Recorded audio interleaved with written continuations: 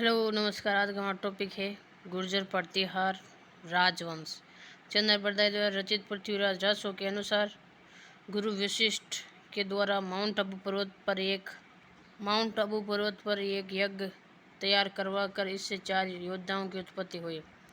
चौहान, चालुक्य, परमार और प्रतिमार, ये 4 योद्धा जिनकी उत्पत्ति माउंट आबू पर्वत पर यज्ञ द्वारा हुई।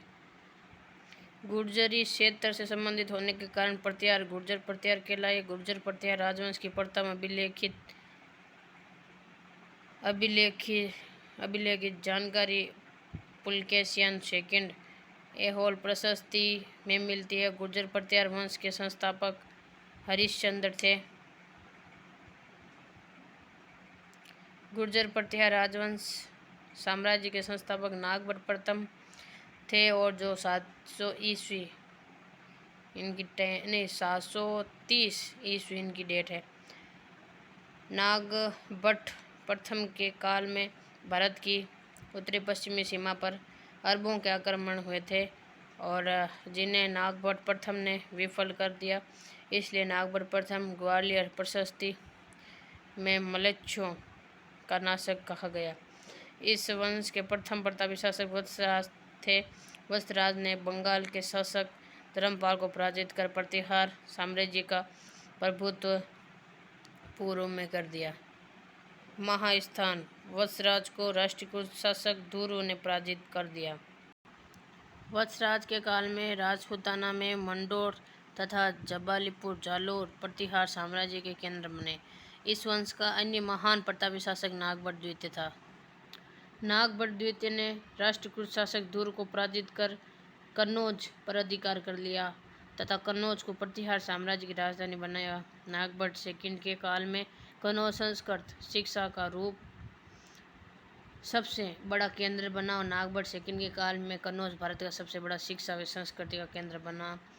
इस वंश के सबसे महान शासक मिहिर भोज प्रथम ने 835 ईस्वी में मिहिर भोज की उपलब्धियों का वर्णन कलहण, राजतरंगिणी, अरब यात्री सुलेमान की यात्रा विवरण, ग्वालियर प्रशस्ति, ओशिया अभिलेख, उज्जैन अभिलेख इत्यादि में मिलती है। मिहिर भोज प्रथम ने आदिवराय एवं प्रभास नामक उपाधियां धारण की और मिहिर भोज प्रथम ने द्रम नामक चांदी के सिक्के चलाए।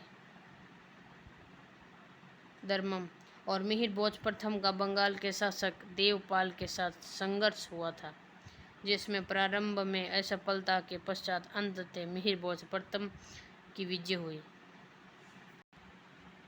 मिहिर भोज प्रथम के राजपूत राष्ट्रकूट शासक कृष्ण सेकंड को पराजित किया और मालवा पर अधिकार किया। मिहिर भोज प्रथम के पश्चात महेंद्रपाल प्रथम 885 ईस्वी शासक हुए। महेंद्रपाल प्रथम ने महाराजाधिराज परम भट्टारक और परमेश्वर की उपाधियां धारण की। महेंद्रपाल प्रथम ने प्रसिद्ध विद्वान राजशेखर को अपने दरबार में राज आश्रय प्रदान किया। राजशेखर की प्रमुख रचनाएं कर्पूर मंजरी, काव्य मीमांसा, हरविलास, बाल रामायण, बाल भारत, विद्याशाल भंजिका, भुवन कोश इत्यादि। राजशेखर की प्रमुख रचनाएं अति महत्वपूर्ण है, क्वेश्चन में पूछे जाते हैं। महेंद्रपाल प्रथम का राष्ट्रकूट शासक इंद्र थर्ड ने निरंतर संघर्ष हुआ। प्रारंभिक सफलता से के पश्चात अंततः महेंद्रपाल प्रथम असफल हुआ और महेंद्रपाल के पश्चात महिपाल शासक हुआ। 910 ईस्वी में महिपाल ने भी राजशेखर को अपने दरबार में राजाश्रय प्रदान किया और महिपाल के काल के प्रसिद्ध बगदाद का यात्री अल मसूदी भारत आया और अल मसूदी ने प्रतिहार साम्राज्य का विस्तार मालवा एवं गुजरात तक स्वीकार किया। महिपाल के पश्चात अयोग्य उत्तराधिकारियों के कारण प्रतिहार साम्राज्य का पतन प्रारंभ हो गया।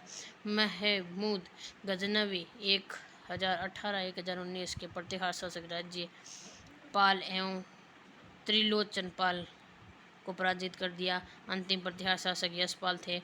गुर्जर प्रतिहार वंश को भारत की उत्तर पश्चिमी सीमांत प्रांत का द्वारपाल कहा गया।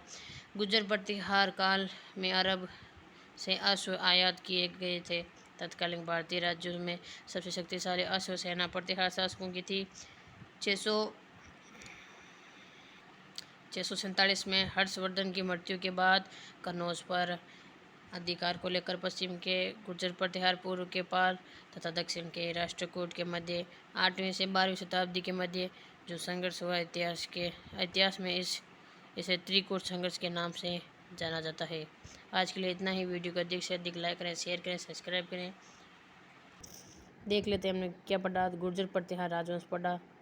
धन्यवाद।